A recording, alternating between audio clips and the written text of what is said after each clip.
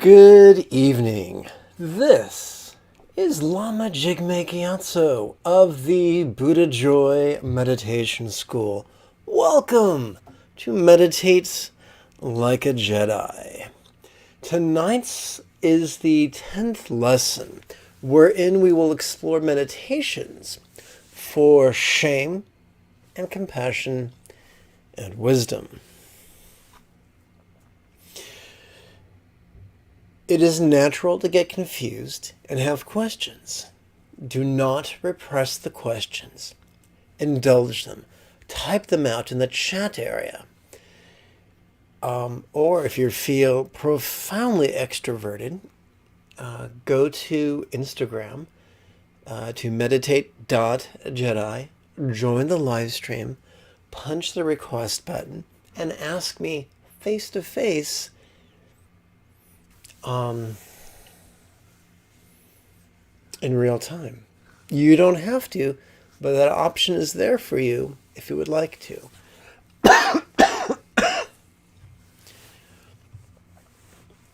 So I'm going to begin by opening up tonight's practice text.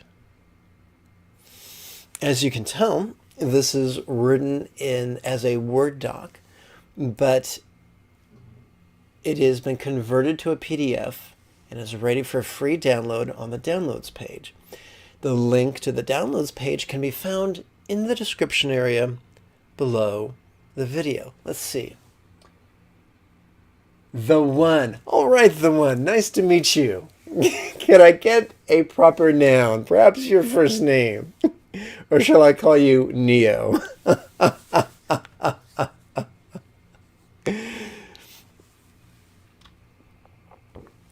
So if you're going to download from the download page, by all means, download the free Kindle app. That'll make navigating the PDF and bookmarking the PDF much, much easier. The realist one. Okay, I can work with that. So, realist one, what is your greatest need this evening that you hope that meditation can address?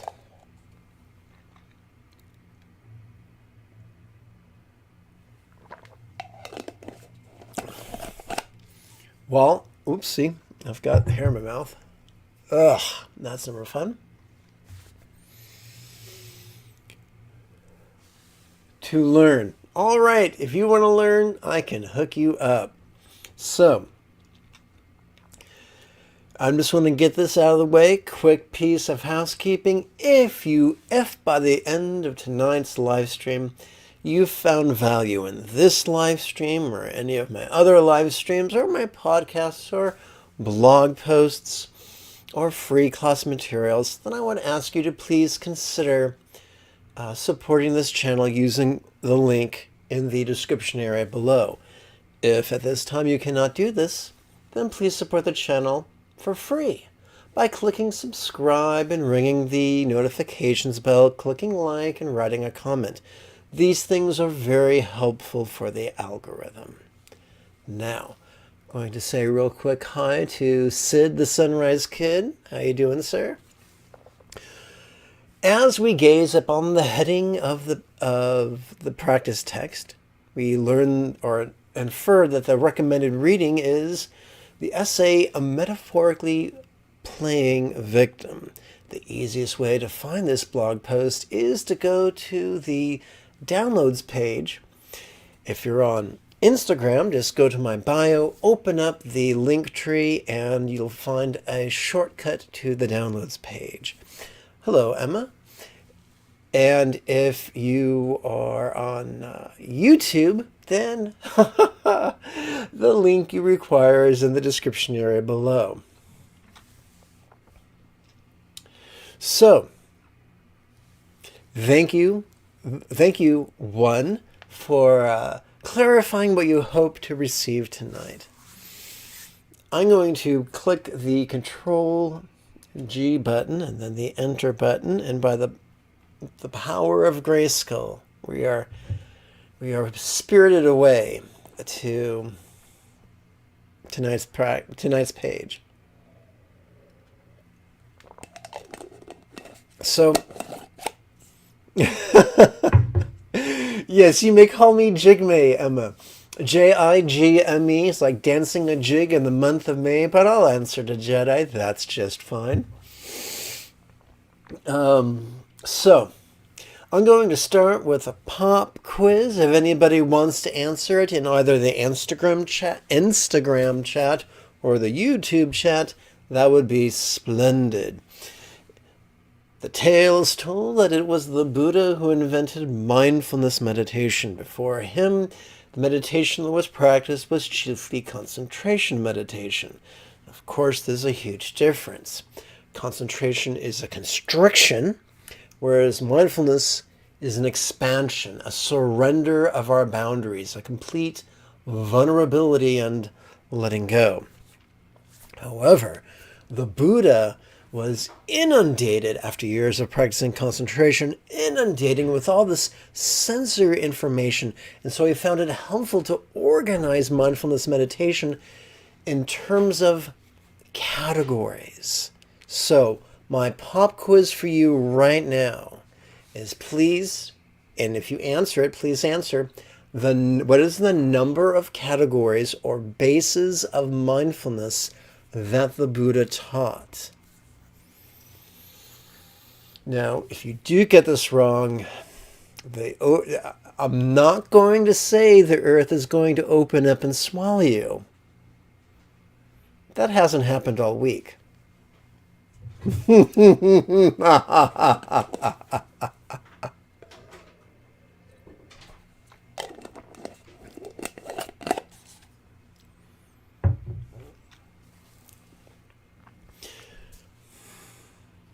The Buddha taught 4 bases of mindfulness.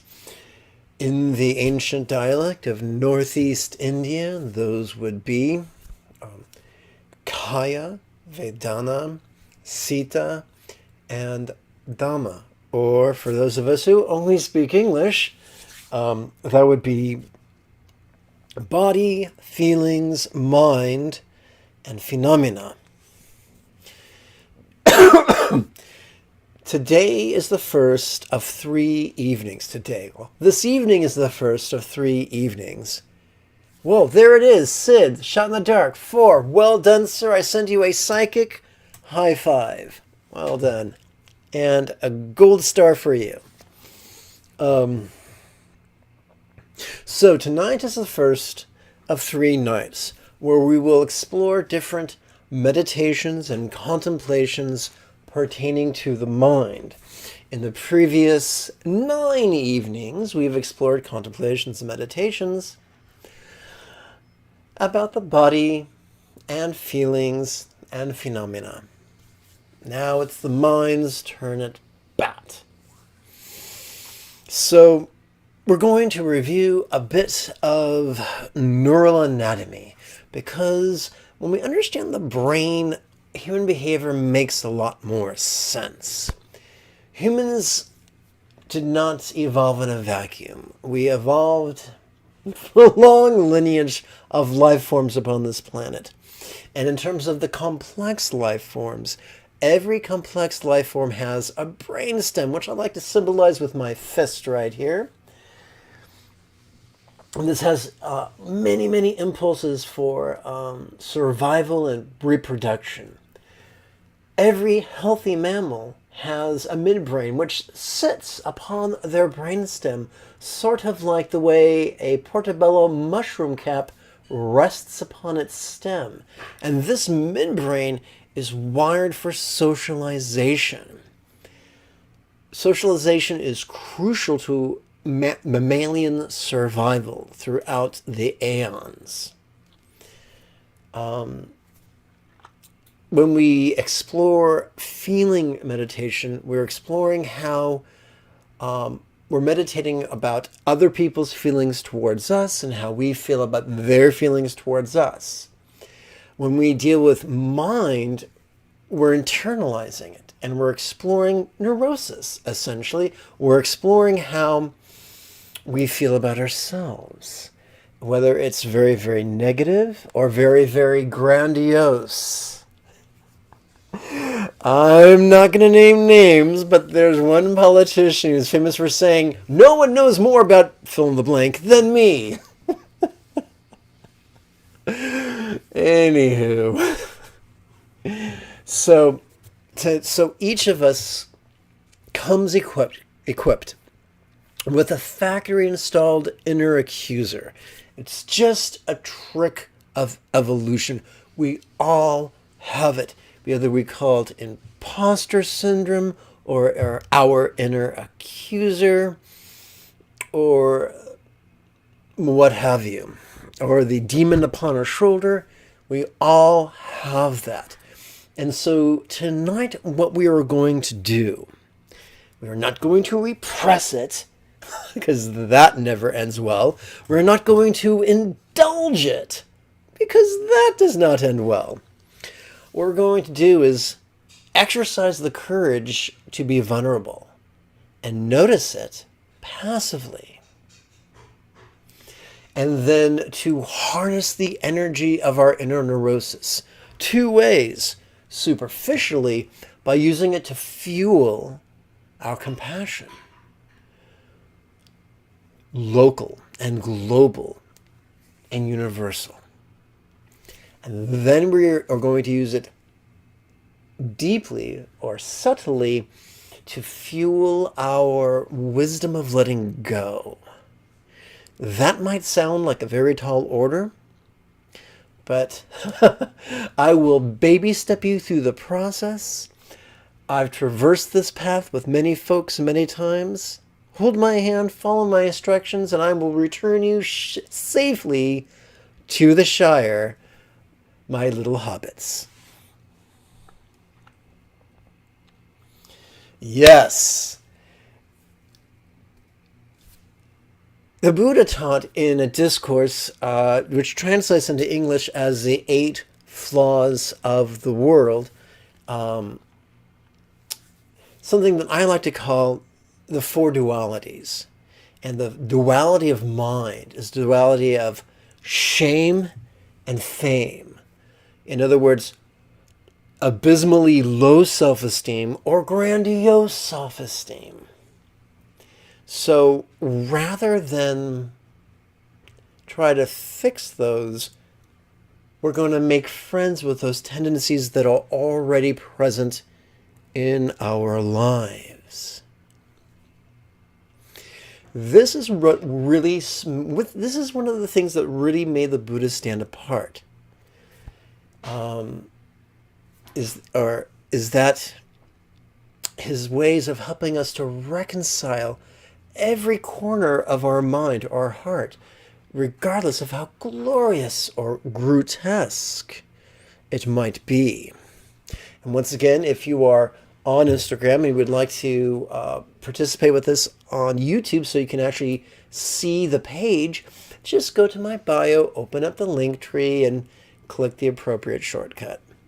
So the duality we're going to explore tonight and tomorrow night is the duality between shame and fame. I like to use monosyllabic terms because in contemplative notation we strive to use an economy of syllables.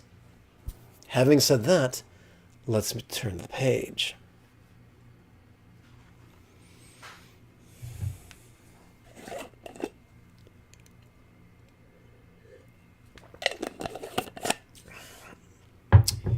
We choose in the next 4 contemplations to compassionately soothe shame for each mind. This comes to us from the 4 bases of mindfulness teachings of Satipatthana: compassion, karuna in Pali, and letting go, passaddhi, again in Pali. I keep mentioning these words in a foreign language so you get the idea that I'm not really making this stuff up. I'm just not that clever. Sorry, wish I was. Let's continue. At the top of the screen, we see the heading, which reads 1/4. In one of his discourses, about loving kindness and empathy and compassion, the Buddha said, first wish 1/4 of the world well. And so we can think of the world as being like the face of a clock. So there's 1/4 of the world. And then he said, wish 1/2 the world well. Then 3/4 of the world well. Then the entire world well.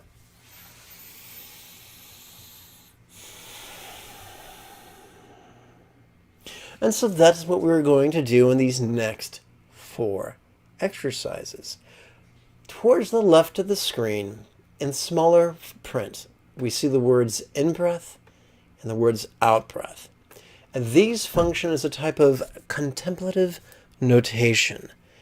The phrase in-breath infers that when we notice our bodies breathing in, we shall silently and mentally recite the phrase, or the first half of the phrase, soothe, shame, for. And on the left, the phrase out-breath infers that when we notice our body breathing out, we will complete the silent and mental recitation with the words 1/4. Now that's kind of cryptic, and I'll explain the actual text a bit deeper. But first, let's take a second look at meditation. The Buddha did not teach breath concentration. That is a myth. A popular one, but a myth nonetheless. The Buddha did not teach breath control. In fact, not even Patanjali taught that. That was an add-on many years later. And within about 400 or 500 years in yoga, not in Buddhism. So we do not control our breath. We do not concentrate our breath. But as we practice awareness, we will notice our body breathing in, and we will notice our body breathing out. And we can coordinate our silent and mental recitations of different words, words that we feed our imaginary narrator. So when we consider the phrase, soothe, shame, for 1/4, that's terrible grammar, but we're trying to be as concise as possible. So in other words, what we're saying is, I intend to soothe the shame of 1/4 of all the denizens of the world. Now you might say, dude, I can't do that. How am I supposed to do that? If I knew how to do that, I wouldn't be here. I'd be teaching here. Good point. Clearly, none of us is Morgana the Mage or Merlin the Magician. Although I tried to grow a Merlin's beard one time, I looked like Manson. It was not a good look. So none of us is Merlin the Magician, and we don't have to be. We are not practicing an affirmation. We're not practicing magic. We're merely silently and mentally reciting words to gently guide our intention, not to manipulate our emotion. When we try to manipulate our emotions, we do so at our own peril. Trying to choose what we feel is the quick path to great neurosis. So we let our emotions do what they're going to do. Kind of like living with cats. Good luck. Just step back and let the midnight madness unfold. But we can gently guide our intentions with words. And so with our words, and by the way, in Tibet, this is called wishing meditation by some teachers. So we wish or intend that the shame felt by 1/4 of the denizens of this planet be soothed. Now, before we start our first contemplation, I need to get 2 things out of the way. Number 1, it is great to practice wishing meditation. It is a great tool to train our mind on the path of compassion. But it is only a start. It is imperative that we do what we can to minimize the harm and the suffering that we cause others. Now, clearly, most of us are not Jeff Bezos. Most of us do not have the financial means to house and clothe and feed and educate and employ all of the human population. But there is something relatively easy we can do that can directly minimize the suffering of thousands of living beings. We can choose to no longer murder living beings so that we may consume their bodies or the fruits of their bodies, such as eggs or milk or skin or hair or fur, or exploit them for their talents. And then we can take that a step further and cease to employ other people to do that for us with our consumer choices. Now, if that sounds scary and inconvenient, that's totally understandable. In the information area below the YouTube video, there is a link to my pal's YouTube channel called Mike the Vegan. He spells it M-I-C because he's much cooler than me. I think he means Mike like, microphone, like, MC. But why go through all this rigmarole? Well, ideally, we would choose the path of compassion because we are healthy mammals with a vibrant midbrain replete with anterior gyrate and a firmament of mirror neurons, and we just couldn't help but be empathetic and cooperative in the well-being of others. But we are not all there. And so there's a very practical, trenchant, self-serving reason to practice compassion. The evening news. Look about us. For more than half a century, humanity has had the armaments to make this planet unlivable. And since the 70s, we've been on a path through industry to make this planet unlivable. If humanity is going to back away from the precipice of its own destruction, we must choose to be defined by wisdom and empathy and cooperation. The lack thereof manifests in sexism and racism and classism and speciesism and fascism and jingoism. But the root cause is that our society at large and as individuals, our need is to cultivate a shift from living in our brainstem to living in our midbrain. And if we choose compassion, not out of empathy for animals, but just because we want humanity to survive its current epoch, that's good enough. If that gets you to take your next step forward upon the path, mazel tov! Woohoo! Yippee! Good. Now, I promised you two things. That was one, and here's the other. On the bottom right-hand corner of the screen, all these little words here, what are they there for? Tabulation. Just to keep us from losing track. Oh, sure, we could use a mala, just like this bad boy over here, but malas can get lost or stolen or broken, or in the age of fascism, confiscated. I'm therefore so very grateful that many years ago, an aging Bengali taught me how to count upon the creases of my fingers, and I shall teach you that same thing, right here, right now. To the right we try to read, one set of 4 breaths. So we're going to count our sets upon our left hand and our breaths upon our right hand. Just like in a gym, sets and reps. All right. So, and I got to warn you, after this, it's going to take off, so buckle up. We touch the tip of our left thumb to our left middle finger's lower set of creases. For upon each finger, there is a higher set of creases, a middle set of creases, and a lower set of creases, as well as a tip.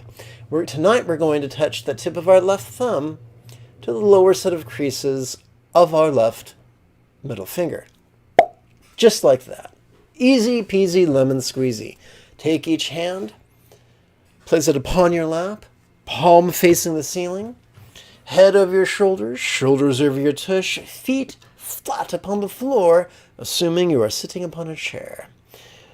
You'll want to extend your hands out towards your knee until you find the sweet spot of optimal comfort.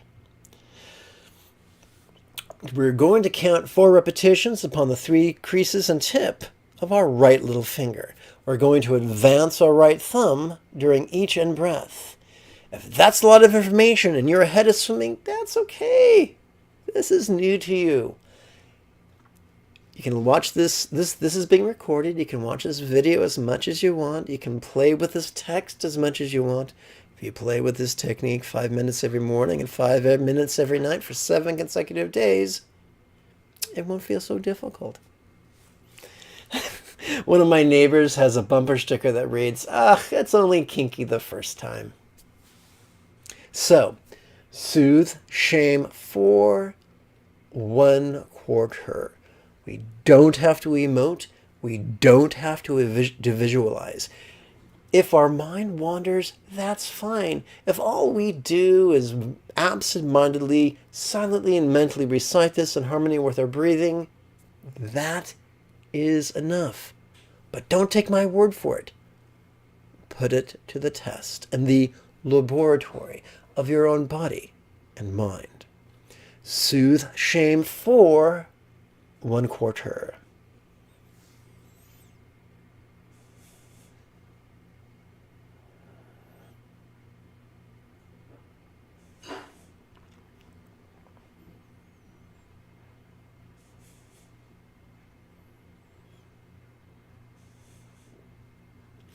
Which, if you are profoundly perceptive, you may notice that this is a subtly stimulating contemplation. I love doing this contemplation as a pick-me-up first thing in the morning. We now move to the second contemplation, and we're going to swap out the phrase 1/4 for 2/4. And that's it. We're going to count upon the 3 creases and tip of our right ring finger. Now you might say, dude, this is totally easy. This is beneath me. This is insulting my intellect, vast and august. Perhaps it is, but I would put to you that if a technique is not easy, it is not sustainable. And if it's not sustainable, it's not doable and won't get done. So let's play with this technique. Soothe shame for 2/4.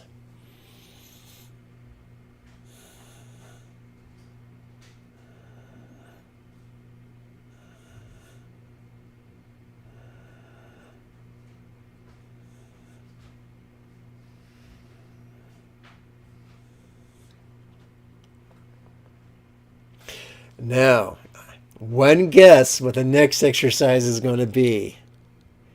Come on. Type it in the chat area. Tell me what you think the next exercise is going to be. If you guessed 3/4, ding, ding, ding, ding, ding, we have a winner. Come, let us count upon the 3 creases and tip of our right middle finger. And Sid, that middle finger is the one you use on the freeway to let people know you think that they are number 1. Soothe shame for 3/4.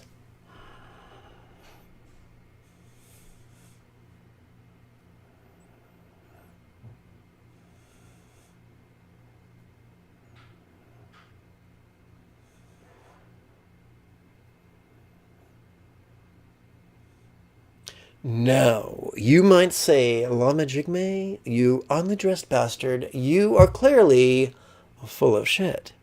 This is far too easy to be effective. And I'd say, prove me wrong. Play with these exercises twice a day, every day for 7 days. And notice if you are a little bit more loving, a little bit more resilient, a little bit less bloodthirsty. Just a little bit. We come to the fourth and final compassion meditation of the evening. Soothe shame for all quarters. We're going to count it upon the 3 creases and tip of my right index finger. I remember, good grief, almost 20 years ago when I was going through my divorce. Oh, that was a painful time in my life.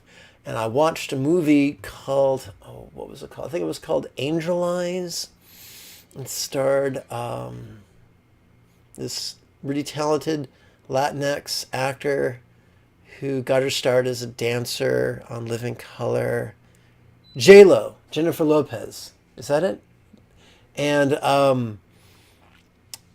there was this scene where this female cop arrested her father for beating her mother.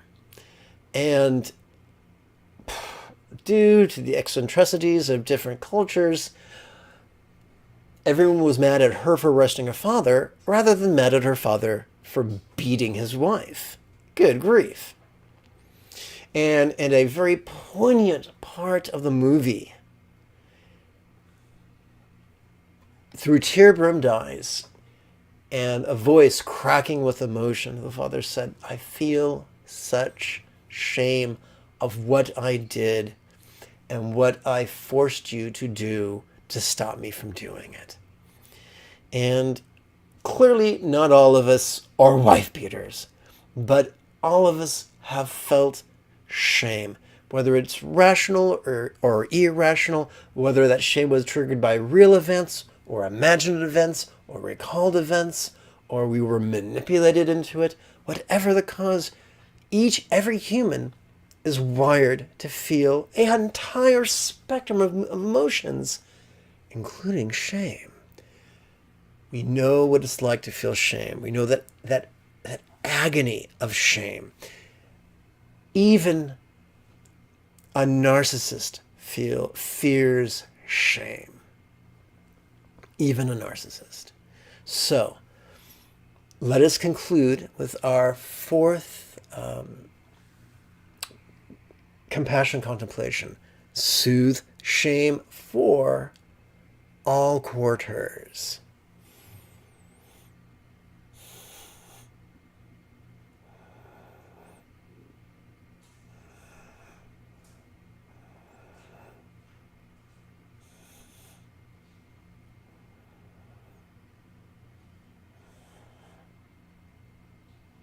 Now we're going to perform a set of wisdom contemplations. And I turn the page of our digital practice text, or sadhana if you prefer Sanskrit. Wisely releasing shame. See, the Buddha taught wisdom not from the point of view of arcane metaphysics, but from the practicality of being able to let that shit go. It's really easy to say, much trickier to do. And the cornerstone of the Buddha's technique is teaching people not that they should let stuff go, but baby stepping them, taking them by the hand and walking them through the process of letting that shit go. His favorite technique to do so was not belief. It was not affirmations. It was not self-hypnosis. It was not prayers made to real or imagined entities. It was not ritual or superstition or arcane energy work. In fact, it is recorded that the Buddha once taught, better to spend 1 hour in mindfulness than an entire life practicing ritual. Lao Tzu said that ritual was the death of spirituality. So the Buddha taught really pragmatic, lowbrow contemplations. His 3 favorite are known as the 3 marks of existence, or tilakkhana. So we're going to begin by viewing shame through the lens of stress. And this is really cool. Everyone's brainstem, which I kind of I symbolize by my fist right here. I'm not trying to punch myself out. So everyone's brainstem is wired to avoid excess or frivolous strain or stress. For the majority of humanity's existence, we have lived on the precipice of starvation. And before so, every living being has been in that dilemma until recently in human affairs. So, when part of our mind recognizes that our aversion to shame, that part of us that wishes to shove shame away, is a form of strain and is therefore unsustainable, part of us can begin to let go. Now, there are many sources of stress. Most of them are out of our control. But humans have the great talent of taking whatever stress befalls us and making it worse. How? How do we do that? By shoving at pain, real or imagined. By reaching for pleasure, real or imagined. By clutching on to what we have, whether it's pleasurable or painful. And the Buddha helps us to ease up on that. Now, the pushing and the reaching and the clutching are mechanisms of our brain. Neither good nor bad, they just are. The Buddha helps us to navigate them with greater skill. So we're going to work with a rhetorical question. The power, as you already know, the power of a rhetorical question is found not in our efforts to solve it, like some great Gordian knot or a metaphysical Rubik's Cube, but in merely passively, silently, and mentally reciting the question in harmony with our breathing. We're going to begin with a 3-syllable rhetorical question. How, hate, shame. We don't have to answer it. We don't have to visualize anything. We don't have to feel anything. On our out-breath, we silently and mentally recite relaxing. And as we silently and mentally recite relaxing, we also intend to relax. Now, some people say, dude, I don't think I can relax. I've had 47 Red Bulls. I'm ready to make the jump into orbit without SpaceX. And the good news is evolution's got our back. We are already wired to relax to a certain degree during every exhalation. And so by coordinating the silent and mental recitation of the word relaxing with our exhalation, we're harmonizing our intention with our factory installed instructions. Behold the genius of the Buddha's teachings. So since we are starting our second set of 4 contemplations, we're going to return our attention to our left hand. We're going to extend or advance this left thumb upon this left middle finger up to the middle set of creases. Just like that. Easy peasy, lemon squeezy. And again, we're going to count 4 repetitions upon the 3 sets of creases and tip, you guessed it, of our right little finger. How, hate, shame, relaxing.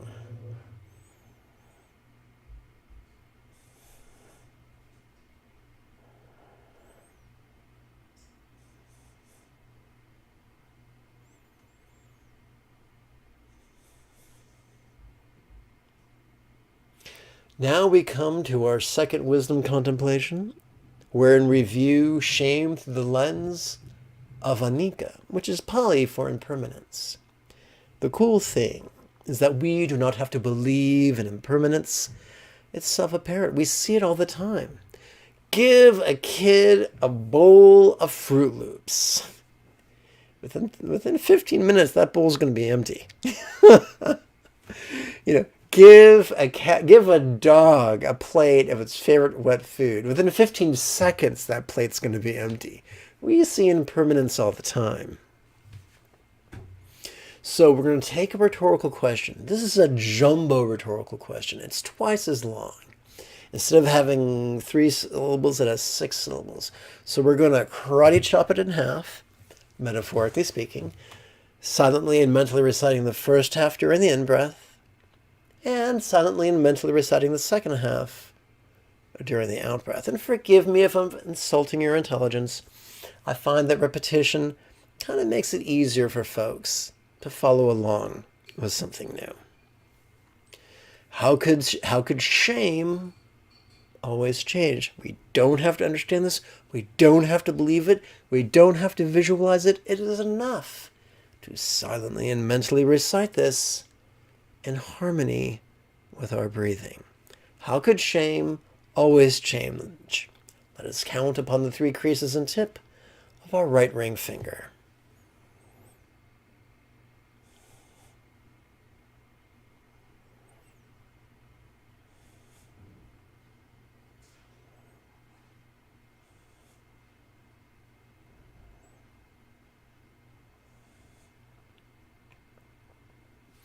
This brings us to our third wisdom contemplation, wherein we view shame through the lens of not self, which is anatta in Pali. Now, a lot of pseudo-intellectuals just dive down a rabbit hole trying to figure out the metaphysical qualities of self and existence. But the Buddha never intended that distraction. The Buddha constructed the question, how could shame not be me, to simply disrupt our habit of defining ourselves by shame. The same way we disrupt music by dragging a phonograph needle across a record. How could shame not be me? Let us count upon the 3 creases and tip of our right middle finger. How could shame not be me?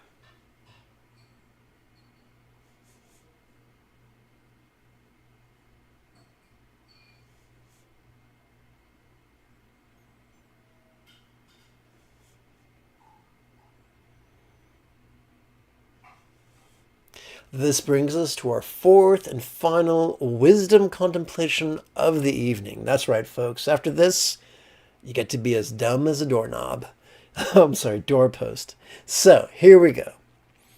We are returning to the 3-syllable paradigm. Excuse me. We're setting rhetorical questions upon the shelf. And now we're just giving ourselves an instruction. Notice shame, relaxing. Whether we feel shame or not, whether we visualize shame or not, we're just going to play with these words in harmony with our breathing. Notice shame, relaxing. And we're going to count upon the 3 creases and tip of our right index finger. Notice shame, relaxing.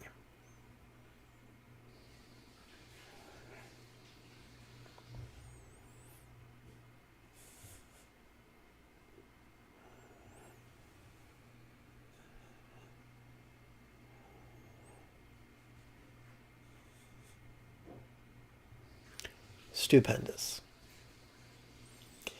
So in merely 4 exercises, we've gone from exploring the hate we feel for shame to merely noticing shame. That journey can be likened to or compared to a tornado. NTM. So if you are on the periphery of a tornado, it can tear you apart, literally dismember you. If you were in the eye of a tornado, you are relatively safe. The Buddha's path is not about creating an emotional lobotomy. I've never seen a Buddha statue holding a hacksaw and an ice cream scoop. The Buddha's path is about helping us to be aware of our turmoil and navigate it, so that although we are aware of it, it no longer destroys us or dominates us or treats us like puppets upon a string. Perhaps marionettes would be the better word. At this point, we have completed 8 contemplations. If our mind was a dog, if our mind was a dog right now, it would be panting. So we're going to give our mind a rest through not contemplation, but meditation. Easier than you ever dreamt possible. There are many words for meditation. It is known sometimes as Chan, or Zen, or Sati Pasadi, or Sati Bhavana, or Mahamudra, or Mahasandhi, or Ati Yoga, or Dzogchen, or Trekcho. It doesn't matter what you call it Ralph. It doesn't matter what you call it. I'd like to call it spontaneous awareness. Some of my Tibetan teachers refer to it as watching the play of mind and relaxing into its release, which sounds as beautiful as it is cryptic. So allow me to flesh this out for you. We're going to use a nearly identical exercise. We are replacing the word shame, the noun shame, with the pronoun this, which I'm going to highlight right here. So, this is by design deliciously vague. It applies to whatever we experience in the moment. Whether we experience something external or internal, pleasurable or painful, glorious or grotesque. That was my grotesque face. Are you not terrified? Whether we are experiencing sensation or flavor or scent or sound or sight, whether we are experiencing emotion or intention or cognition or recollection or imagination, whatever it is, our job is simple. We do not control it, we do not suppress it, we do not chase after it. We do not blind ourselves to it. We do not analyze it. We do not even label it. We just sit back and enjoy the show while silently and mentally reciting notice this, relaxing, in harmony with our breathing. We're going to advance our left thumb upon our left middle finger up to the higher set of creases, just like that. We're going to perform one set of 16 breaths. We begin on our right little finger. Notice this, relaxing.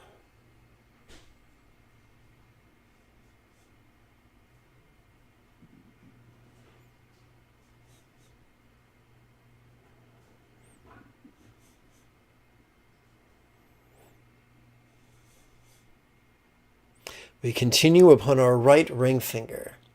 I'm probably going much faster than you because I'm doing all this talking. Please do not judge yourself. That is your cat's job.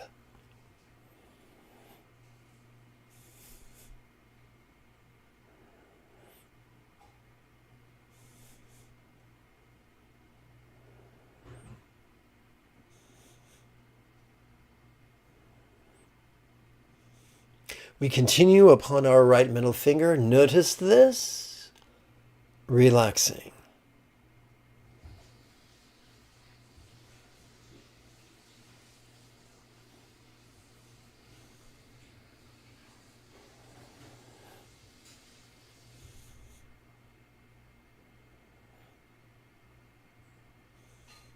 And we conclude upon our right index finger. Notice this, relaxing.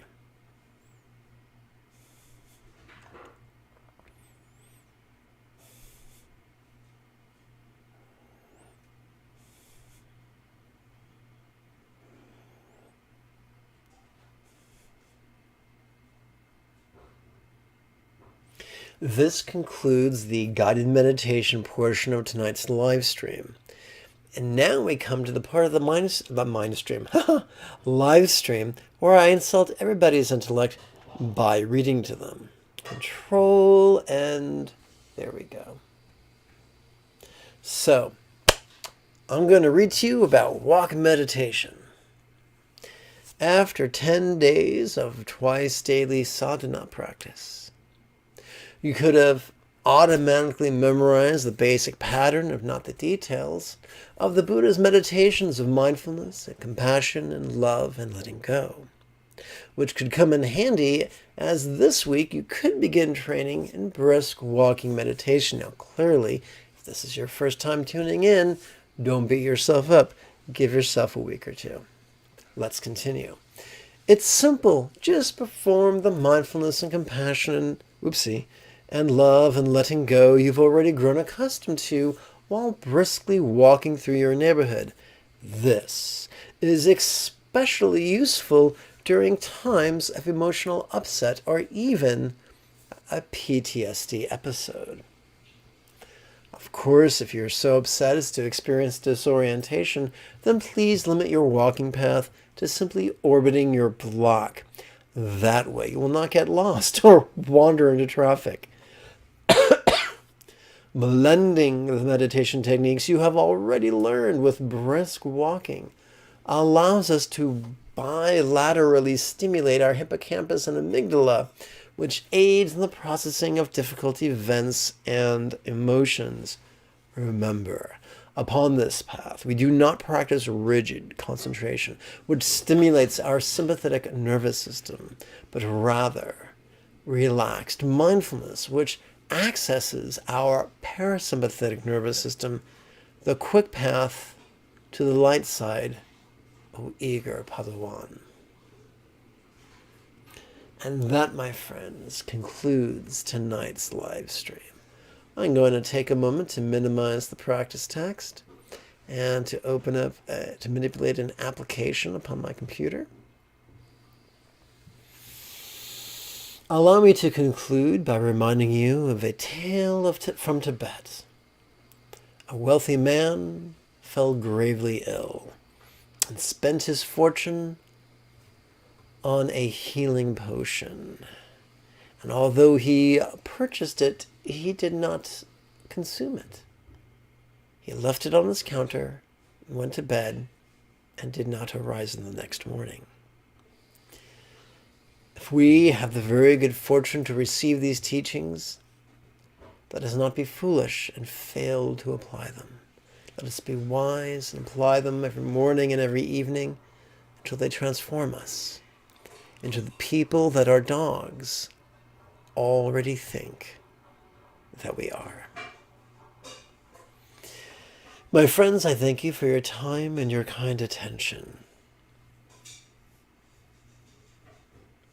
May you and yours be happy.